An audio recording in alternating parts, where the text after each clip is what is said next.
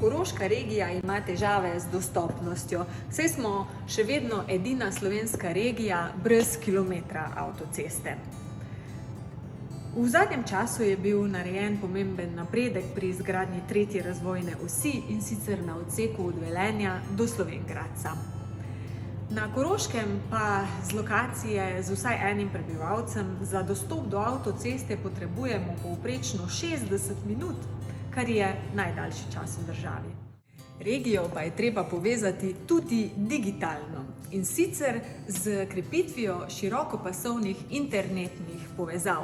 Pripeljati jih je treba v vsako koroško vas, in sicer z odpravljanjem tako imenovanih belih lis.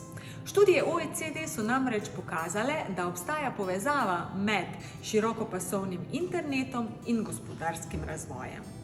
Zavzemam se za digitalni bon za vseživljenjsko učenje. Digitalna dostopnost pa je pomembna tudi zato, ker vedno več ljudi dela na daljavo, se na daljavo izobražuje ali koristi elektronske storitve, kot so e-uprava, e-zdravstvo in e-davki.